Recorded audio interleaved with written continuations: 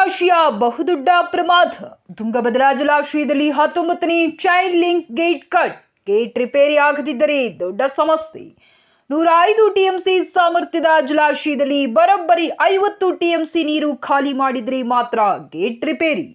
ತುಂಗಭದ್ರಾ ಜಲಾಶಯದಿಂದ ನದಿ ಪಾತ್ರದ ಅಪಾರ ಪ್ರಮಾಣದ ನೀರು ಹೊರಕ್ಕೆ. ಜಲಾಶಯದ ಎಲ್ಲ ಗೇಟ್ಗಳನ್ನು ಓಪನ್ ಮಾಡಿ ನೀರು ಹೊರಕ್ಕೆ. ಗೇಟು ದುರಸ್ತಿ ಮಾಡಲು ಸುಮಾರು 50 ಟಿಎಂಸಿ ನೀರು ಹೊರಬಿಡಬೇಕಾದ ಪರಿಸ್ಥಿತಿ. ದಿನಕ್ಕೆ 2 ಲಕ್ಷ ಕ್ಯೂಸೆಕ್ ನೀರು ಹೊರಕ್ಕೆ. ಕೊಪ್ಪಳದ ಶಾಸಕ ಕೆ ರಾಘವೇಂದ್ರ ಇಟ್ನಾಳ್ ಹೇಳಿಕೆ. ಗೇಟ್ ದುರಸ್ತಿ ಮಾಡಲು ಸುಮಾರು 7-8 ದಿನಗಳು ಬೇಕು ಎನ್ನುವ ಮಾಹಿತಿ ನೀಡಿದ ಶಾಸಕ.